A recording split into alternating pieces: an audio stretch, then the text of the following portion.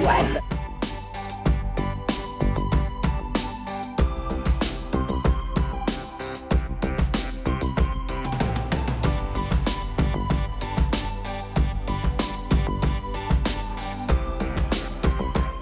Nella piovosa mattinata dello scorso sabato, il sindaco di Venezia, Luigi Brugnaro, ha incontrato a Spinea i sostenitori di Progetto Civico, la sua capolista Tania Busetto e la candidata del centrodestra Martina Vesnave.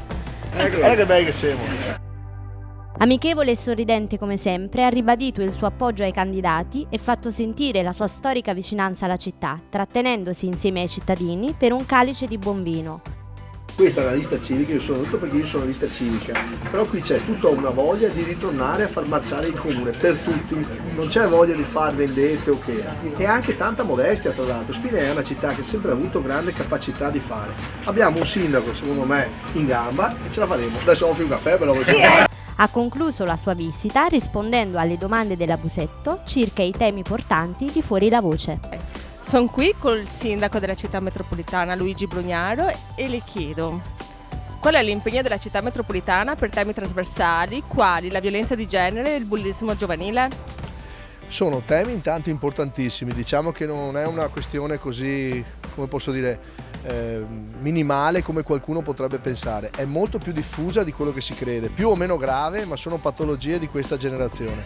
L'impegno non è solo a parole, è già nei fatti. Quando noi parliamo di sport e cerchiamo continuamente di portare i ragazzi a fare sport, questo stesso fatto pratico, non impegno nel senso soltanto verbale, diventa una delle chiavi di successo.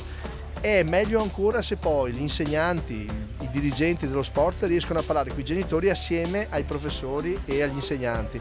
Dobbiamo riuscire a far comprendere ai ragazzi che sono amati, che sono vissuti, che sono apprezzati.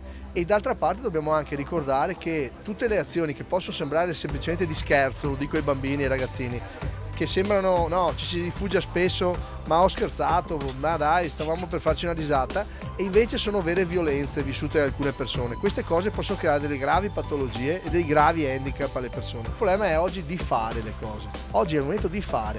Siamo totalmente a disposizione. Noi stiamo facendo dei percorsi e più gente c'è meglio è. Grazie, allora le chiedo il nostro slogan Fuori la Voce. Fuori la voce a tutti. Grazie a voi.